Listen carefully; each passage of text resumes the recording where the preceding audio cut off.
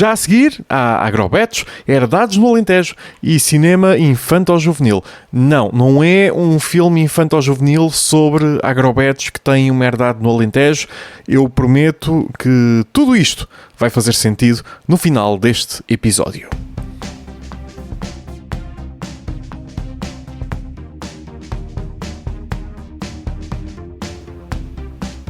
Olá, eu sou o Manuel Reis, estão a ouvir o Já a Seguir, o vosso podcast semi-regular sobre cinema, televisão, cultura pop e tudo o que calhar dentro dessas áreas. Eu relembro que, para todos os podcasts, mas para este podcast em particular, a melhor forma de saber em primeira mão sobre os novos episódios é subscreverem nas vossas plataformas preferidas, na Apple Podcasts, Spotify, no Pocket Casts, noutra aplicação que usem, o Overcast, e agora também no YouTube. Há uma versão de áudio deste podcast no YouTube que podem subscrever o canal e devem receber as notificações. Eu vou ser sincero, eu não sei como é que o YouTube se está a comportar neste momento com os podcasts, mas vou já dizer-vos, não estou a monetizá-lo de todo, ainda é muito cedo para isso. Portanto, se ouvirem algum anúncio que corte a palavra a alguém durante um episódio, eu recomendo vivamente que subscrevam o episódio noutro sítio e que passem a ouvir os vossos podcasts noutro sítio. O YouTube é conveniente, mas tem estas peculiaridades. Sem mais demoras, vamos à conversa. Ora, o meu convidado de hoje realizou Mosquito, realizou Causa Própria e agora está a lançar nos cinemas o seu novo filme, 18 Buracos para o Paraíso. É o João Nuno Pinto. Olá, João. Olá, Manuel. Tudo Como bem? É que estás? Obrigado pelo convite. João Nuno Pinto, e estou a ver bem. que tens aí um gato também. É a Rebeca. Uma gata que entrou para a entrevista. Já não é a primeira vez também que existem animais aqui. Somos amigos de animais e gostamos de ter animais no podcast. Já agora, João, o filme já está nas salas. Como é que tem sido a reação nestes primeiros dias de exibição? Olha, eu presenciei até agora. Eu acabei de chegar do Porto. Ontem à noite apresentámos no Porto, no Trindade. Correu muito bem. Muito boas reações. Na véspera, no dia 10, foi aqui em Lisboa, nas Amoreiras. Também sala cheia.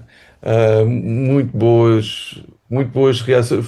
Um bocado na linha do que já tinha sido no Indie. Sim. Foi a apresentação do filme e depois também temos outra exibição que foi no encerramento do Festival de Santarém, que fomos o filme convidado, e a mesma coisa, ou seja, reações ótimas, pessoas muito surpreendidas com o filme, porque é um filme diferente também, tem uma narrativa um pouco diferente, tem um tipo de estética não é, que é um bocado diferente do que se costuma fazer cá em Portugal.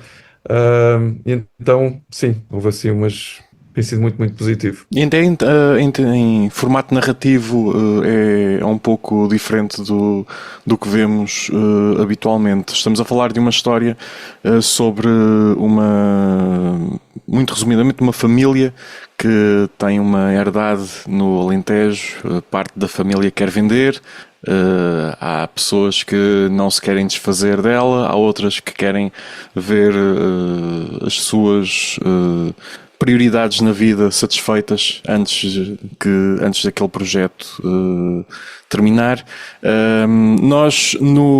Eu já tinha visto no Indie também, e nós depois ficámos a falar mais um bom bocado após o filme, e tu referiste-me uma review que estava já no Letterboxd de alguém que terá visto o filme antes, e a review, e cito, diz apenas betos Odeio Betcho.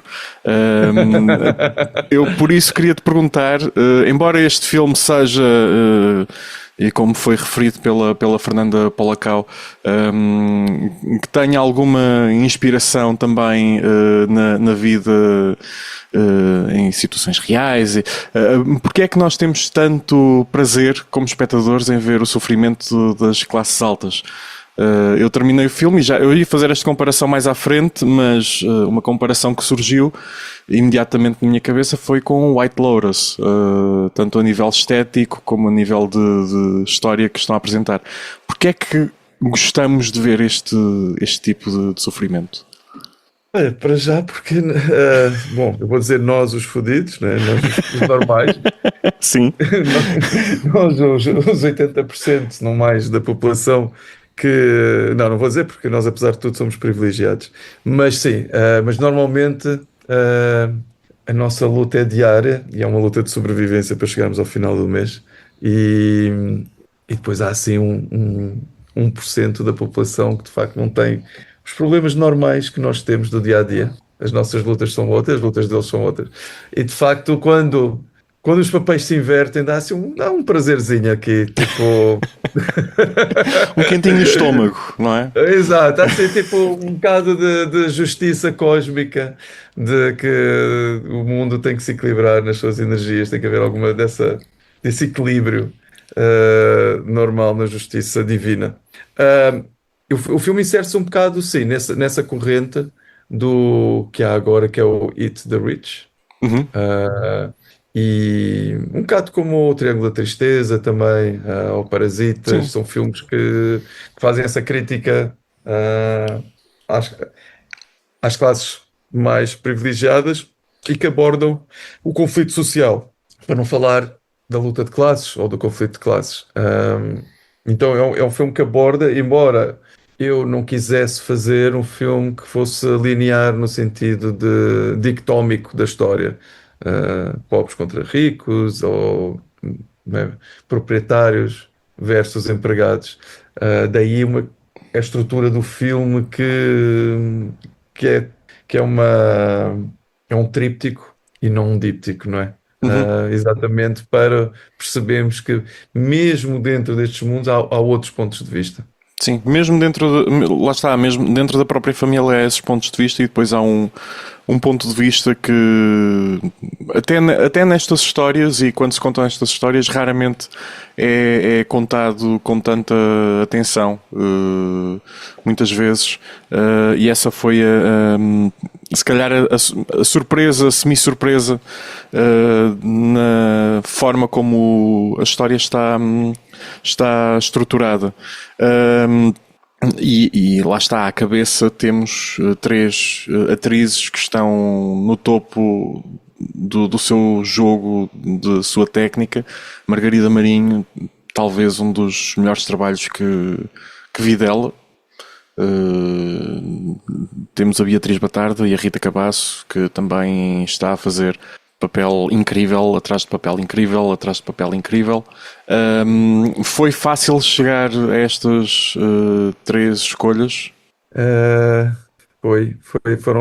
sim, foram três telefonemas, se quiser, mas Ajuste direto, foi ajuste direto.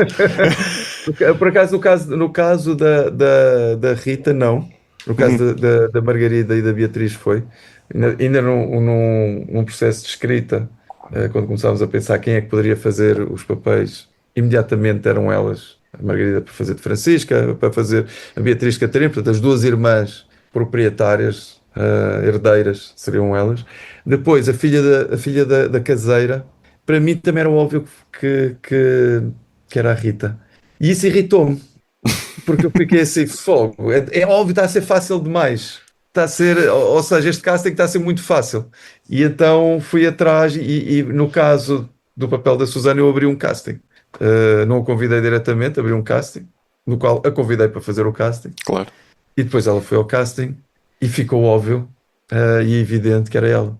Tinha que ser. Que tinha que ser. Sim. E portanto, sim, podia também ter sido um telefonema, mas precisei. Não, e depois são coadjuvados, lá está, Luís Ortigoso também faz um brilhante papel, José Pimentão, sim, o Jorge Andrade. Jorge Andrade faz aquele papel do tio que todos nós temos na família. mas atenção, é um excelente papel, porque mesmo pegando em, se calhar, todos os estereótipos e aplicando nesse papel, não sei, às vezes pode-se sentir que este é um papel fácil de executar, porque só é preciso Não é, ser não. aquilo, não é. Existe muita. Tem que se trabalhar muito aquele nível de mesquinhice para se conseguir ser assim, em particular quando não se é assim. Exato, quem conhece o Jorge, ele é o oposto disso. Não é nada aquele. Ou seja, o Jorge é um doce de pessoa, é o oposto do que é o papel do Lourenço. Ahm, Acima de tudo, e é isso que eu acho que funciona muito bem, porque depois temos uma data de jovens também, que são os primos e os filhos e os sobrinhos e aquela malta toda. E temos a Filomena Gigante também, fazendo irmã Sim. da Luísa. Que tem sido uma presença recorrente neste podcast, porque de facto ela tem estado um pouco por todo lado E ainda bem, e recentemente, e merece. ainda bem, E sim, merece. ainda bem, sim. E de facto aquilo é muito orgânico. Para mim era muito importante que estas duas famílias, há dois núcleos familiares, há o núcleo familiar dos proprietários, dos herdeiros, e depois há o núcleo familiar, dos empregados. E para mim era muito, muito importante a credibilidade destas famílias. Porque quando nós estamos a criar famílias e estamos a falar de conflitos familiares e de relações familiares, para já há uma questão física, da fisicalidade, não é? De Uhum. quem é filho, de quem é irmão, irmã. Portanto, fisicamente aquilo tem que fazer sentido. Depois há a questão destas relações, de quem tem um grau de intimidade muito grande porque se conhece desde que nasceu, não é? Portanto, são relações que foram criadas em crianças, são camadas e camadas. Ahm, e como criar isso, essas relações, essa intimidade, esse jogo, ahm, foi muito. É isso, começa no caso, tem que escolher as pessoas certas e depois muito trabalho de leituras, de discussões, de ensaios, até criar de rotinas, de ambientação do espaço, da apropriação dos papéis, até ficar naquele jogo que nós vemos no filme, né? Que é tudo muito orgânico, muito natural e nós acreditamos que aquelas famílias existem. E depois tem outra coisa que é esta família de proprietários, chamados betos rurais. Uhum. Quem nasce neste tipo de famílias, neste lugar de privilégio da alta sociedade, existem códigos, existe uma maneira de estar, existe uma maneira de falar, existem uns gestos que são únicos e que quem não entende, quem não conhece esses códigos todos, para quem não sabe, fica sempre com um lado de impostor. Nota-se a léguas que a pessoa não pertence a esse meio.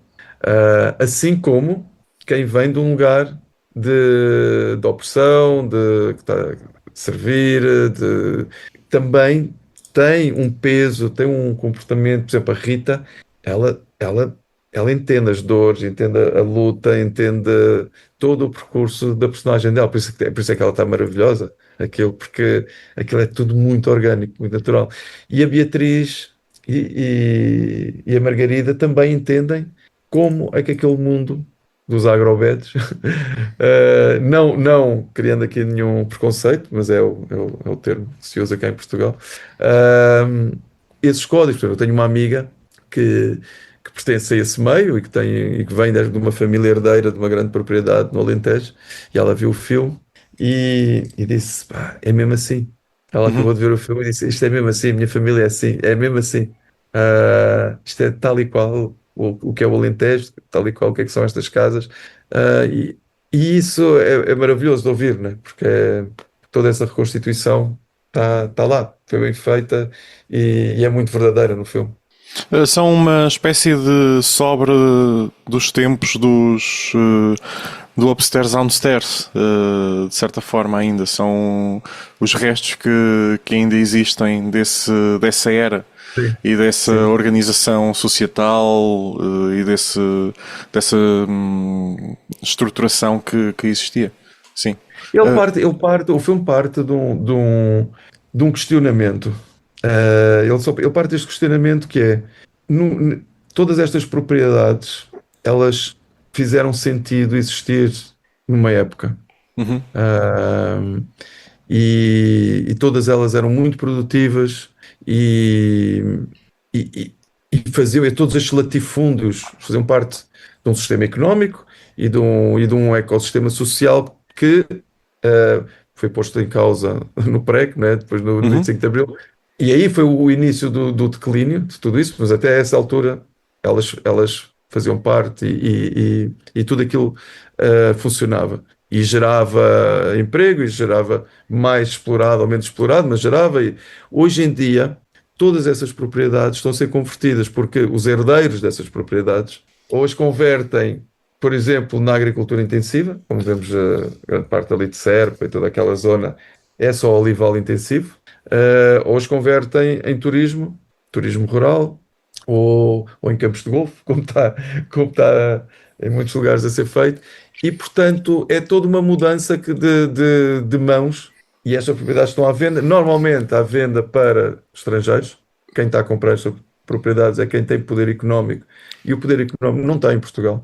E não só, e As ouvimos, próprias- de vez em quando ouvimos falar de histórias das complicações com herdeiros, com a quantidade Não, de sim, herdeiros, de quererem não, mas despachar os para além terrenos e ser disso, difícil. exatamente, mas para além disso, há de facto uma mudança. É assim, Portugal está à venda, não é só Sim, os centros urbanos. sim, sim, sim. Hoje em dia, para nós portugueses, é impossível comprar uma casa, um apartamento em Lisboa, no Porto, ou comprar e muito menos comprar, já nem falo num monte no Alentejo, mas está tudo com preços proibitivos. Então, estas propriedades não é para o nosso bolso. E Portanto, mesmo no interior começam a estar valores demasiado elevados para. Ou então há para os nossos depois bolsos. o outro valor elevado que é a distância de tudo. Yeah. Mas a questão que a nós nos interessou, a mim e à Fernanda, era quando estas grandes propriedades antigas de famílias, quando elas são postas à venda e são vendidas, o que é que acontece com as pessoas que trabalharam lá a vida toda? Uhum. Esse é o questionamento do filme. O que é que vai acontecer com quem cuidou daquilo, quem não tem outro lugar, quem cresceu ali, desde que cresceu ali e de repente fica sem nada? E de um lado e do outro. Exato. Sim. Mas, mas principalmente os empregados, Uhum. eles não têm uma palavra a dizer sobre aquela venda. Sim. Não têm proveito sobre aquela venda, mas, no entanto, vão ser os mais afetados porque toda a sua vida vai mudar. Ah, Passar uma vida a cuidar de outros, a cuidar, muitas vezes a cuidar das pessoas e a cuidar das crianças e a cuidar e a vê-los todos a crescer e a sair dali, irem para a cidade e eles continuar e cuidam e quando há os incêndios que eles vão combater, vão cuidar da terra e vem tudo. Mas quando aquilo é tudo vendido, o que é feito a estas pessoas? Para onde é e o filme parte deste pressuposto e desta pergunta. E sem querer contar muito mais sobre o filme, até expões a realidade laboral de muitas dessas pessoas, a falta de contratos, a falta de. Lá está, há 40 anos a trabalhar, zero descontos para a segurança social, como é que essas pessoas vão ser sustentadas na reforma? Tocas nesses assuntos todos. E ainda bem que falaste nos incêndios, porque também acabas por tocar nisso. Este filme também teve um certificado de Green Film na sua produção. É um certificado de produção sustentável. Acabava por ser também importante, falando dos incêndios, ter este certificado ou ter este certificado mesmo que não pegasses nessa questão ambiental num projeto teu? Não necessariamente neste, mas num projeto. Olha, ele vem de, mais uma vez, de um questionamento. Quando nós abordamos e falamos de um filme que trata dos assuntos da sustentabilidade também, ou trata da questão das alterações climáticas e como isso também afeta ah, ou exacerba Exacerba, sim. a questão social ou a clivagem social, para nós foi quase mandatório. Pá, temos que ser coerentes com o que estamos a fazer, com a mensagem do filme e temos que também produzir de uma forma sustentável. Lá fora, isto já é uma prática comum em muitos países. Tu, para conseguires ganhar um fundo governamental de apoio ao cinema, de produção, já tens que ter boas práticas ecológicas de produção sustentável. Cá ainda não, cá isso não é questão, mas nós que estamos dentro do meio sabemos disso. Sabemos que isso já é uma questão, ou seja, não é que nós não inventámos, isso é uma coisa que já se faz lá fora. Uhum. E, portanto, o que achámos é que tínhamos que ser coerentes e pôr isso em prática nós também aqui, mesmo sem ninguém nos pedir. Ah, a Andreia, e isto parte da cabeça da Andreia Nunes, que é a nossa produtora, ela foi fazer um curso de Green Consultant, para entender mais do assunto e decidimos então abraçar isto, que é um esforço, tem que ser um esforço coletivo, tem que partir de toda a gente. É mais caro produzir, neste momento, é mais caro produzir green, mas isto é um selo internacional que tem regras muito específicas e que tem um controle também e auditorias muito rigorosas, auditorias externas. E, portanto, e depois nós temos que cumprir certos pontos de redução, por exemplo, dos transportes, investir na economia local de onde nós estamos a filmar, levar o mínimo de coisas de Lisboa, mas usar recursos que existam localmente, o tipo de luzes que se usam, o tipo de boas práticas, na filmagem, reutilizar ao máximo, por exemplo, guarda-roupa, direção de arte, tentar evitar comprar coisas novas, reutilizar coisas que já são usadas. Uhum. Portanto, é isso, é menos desperdício, reutilizar, reciclar e usar energias renováveis. E no caso do Alentejo até há tanto estavas a falar de evitar até a construção de coisas novas. No caso do Alentejo há tanto edificado lá local em relativas boas condições que dá para ser aproveitado e que tem um aspecto tão que fica tão bonito em câmara e é tão bem aproveitado. Não, exato. Não, mas nós não construímos nada, na verdade. Aliás, o café de bairro, por exemplo, está incrível e acredito que seja. Acho que é um café de bairro, não é um café da aldeia. É um café, é daqueles cafés que existem no Alentejo, que é no meio da estrada, no meio de nada, exato. Um café, sim. com mercearia, e ele era assim. Sim, Era assim, com aquelas cores, com aquilo, mas e não é só construir, como é usar, por exemplo, em vez de precisas de um sofá para pôr na sala, não vais comprar um sofá, vais procurar um sofá que já exista. Que já esteja em aderecistas ou que pedes emprestado a um amigo ou lá perto, não sei o quê, Sim. ou seja, é esse tipo, guarda-roupa é a mesma coisa. Não vais a uma H&M ou não fazendo publicidade aqui, mas uma dessas marcas grandes buscar roupa, vais usar roupa que já exista, que já esteja usada, e depois voltas a introduzir essa roupa no mercado, voltas outra vez a colocá-la no mercado para ser reutilizada por alguém, esse tipo de coisas. Tu estavas a falar, e este é o último tema, tu estavas a falar do facto de não haver uma preocupação verde nos concursos do ICA. Acho que não há preocupação em vários aspectos, não é só preocupação ambiental nos concursos do ICA. Tu numa entrevista à Lusa que deste também na promoção deste filme, referiste a falta de concursos de género, em particular desta atenção aos filmes infanto-juvenis. Aqui há uns dias tivemos os encontros do cinema português, em que também se deu atenção à falta, pelo menos em conversas cá fora, estava-se a falar da falta de apoio às comédias. E aí eu até digo, à diversidade das próprias comédias, porque comédia é se calhar um género, já é um género muito difícil em si, e para se fazerem comédias que sejam aceitas pelo público, não dá para se limitar apenas a um género. Dito isto, olhamos para os dados da bilheteira nacional e 5 dos 10 filmes que mais público e mais dinheiro fizeram são comédias. Como é que podemos, nós, público, realizadores, tentar empurrar o ICA para fazer uma revisão dos critérios e deste tipo Uma visão séria. de concursos. Eu acho que nós estamos a atravessar uma crise tremenda no cinema. Uhum. Ah, as pessoas não estão a ir ao cinema, por isso simplesmente não estão a ir. Aliás, Desde este a ano, pandemia. desculpa, este ano estamos com um ano particularmente forte no cinema português, tanto em qualidade como em. Vou ser aqui, se calhar, um bocadinho.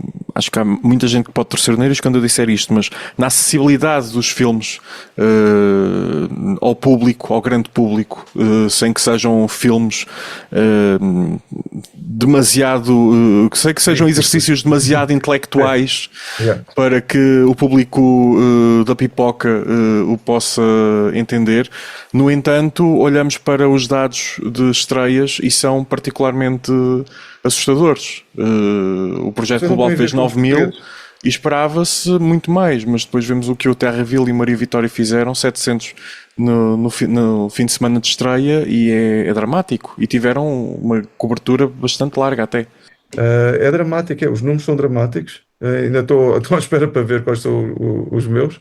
Ahm, o Covid veio dar uma machadada tremenda no cinema. As pessoas habituaram-se a ver filmes em casa. Portanto, está muito difícil tirar as pessoas do sofá e irem para o cinema, para uma sala de cinema. Está muito difícil relembrar às pessoas que a experiência numa sala de cinema é incrível, a nível de som, a nível de imagem, a nível de o teres que desligar o telemóvel, desligares tudo e dedicares aquele tempo da tua vida a um filme. Portanto, esse ato quase litúrgico de o fazer é totalmente diferente do que está no sofá Uhum. a ver um filme que pausamos quando queremos, que respondemos a uma mensagem ao mesmo tempo, vamos à casa de banho. E isso tira-nos do filme, tira-nos da experiência, a qualidade do som não é igual, nem toda a gente tem um home video com um ecrã gigante, projeção, não sei o quê, não é? Quem é que tem? Portanto, isso, agora, qual é a troca? Primeiro está caro ir ao cinema, é caro, os bilhetes estão caros. Ah, quem tem filhos, arranjar uma babysitter, não sei, ou seja, todo um. As pessoas estão cansadas, agora vou sair. É caro ir ao cinema. Portanto, como é que nós conseguimos atrair, primeira coisa, como é que nós conseguimos atrair as pessoas a saírem de casa e a irem? Eu bato nesta tecla mais do que, para mim, mais do que estar a falar de comédias ou não comédias, há aqui um problema logo de raiz, que é a nossa avaliação, a maneira como se avalia os filmes em Portugal é pelo currículo. Dá-se uma grande importância Sim. ao currículo da produtora, ao currículo do realizador. Aqui na avaliação, só para esclarecer, estás a falar da avaliação nos concursos do ICA. Dá-se um grande valor ao currículo, sim. E isso faz com que o projeto em si perca perante o currículo. Portanto, alguém que já fez muitos filmes, vai continuar a fazer muitos filmes, porque o seu currículo tem um grande peso. Se alguém vai a Cannes, por exemplo, então acabou, o teu próximo filme está garantido. O peso que se dá a Cannes, a Berlim, estes três, que é Cannes, Berlim e Veneza, é como ganhar na lotaria. Tens um filme que vai lá, ganhaste a lotaria, porque o próximo já sabes o que vais fazer. E não interessa, e devia-se dar muito mais importância ao projeto, ao filme. Que filme é este? E isso devia ser a coisa, porque alguém que tem um grande filme, um grande projeto nas mãos, mas tem menos experiência, se calhar vale mais ser apoiado do que alguém que tem muita experiência, mas tem um projeto fraco nas mãos, que é só mais um, porque eu preciso estar de filmar. Portanto, e isto é muito difícil, porque enquanto não se quebrar isto, são sempre os mesmos a filmar e andamos ali tipo em círculo. Essa é a minha primeira crítica. Portanto, ter mais atenção ao projeto em si, à proposta. E ser menos conservador.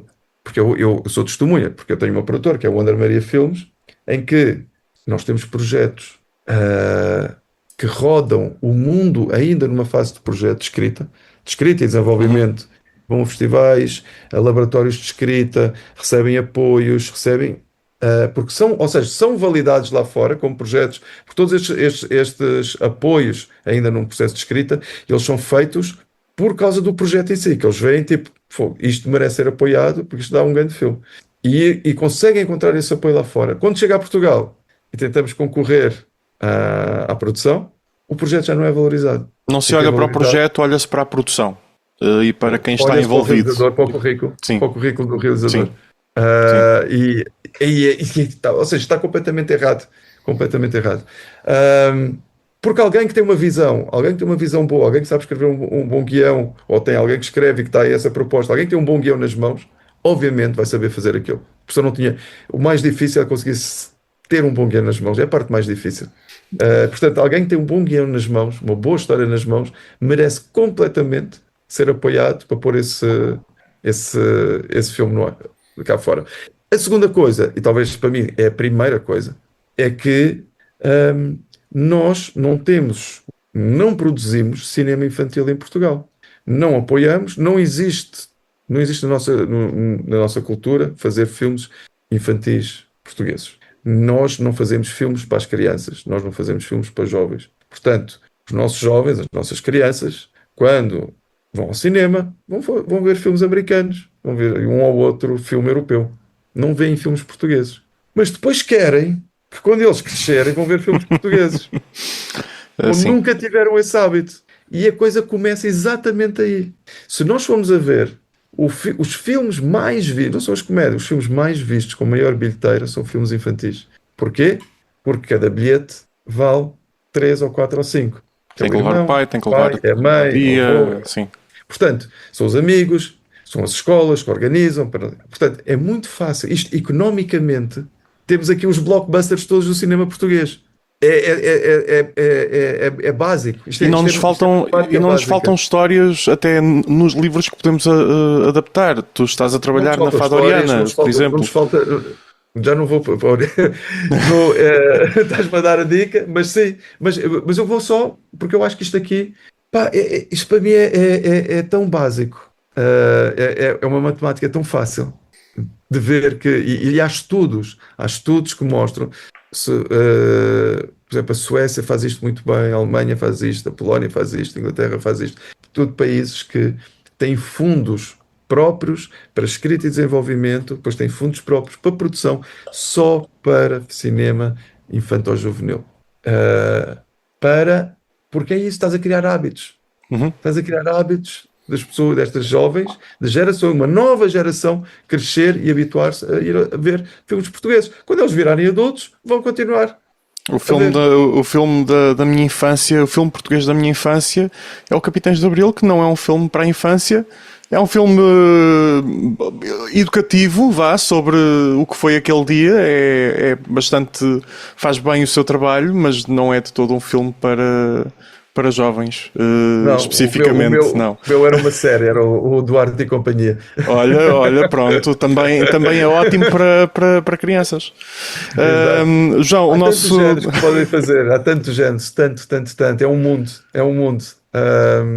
E a conta, e está provado, por cada euro que se investe no cinema infantil-juvenil, cada euro que se investe, o mínimo de retorno são 3 euros. Isto está provado, isto são factos. Sim. E portanto, e é isso. Espero que um dia alguém resolva olhar para isto, mas é preciso lutar contra muita gente É que está assim, lá do nosso é mercado assim, também. em novembro, dezembro vais ter a estrear o Viana, Lenda dos Corações de Ouro, em que o produtor disse que quer fazer os números do Avatar. Pronto, exato. Mas pronto, eu espero que sim, eu espero que Sim, sim. sim, é bom Seria sonhar. maravilhoso.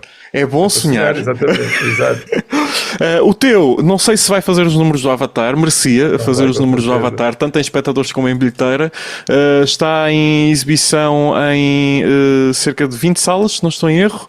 Sim, sai, Está em exibição. Tem a sorte ou o azar de estrear no mesmo fim de semana do novo filme do Spielberg, que também está a ser muito bem recebido, o Disclosure Day.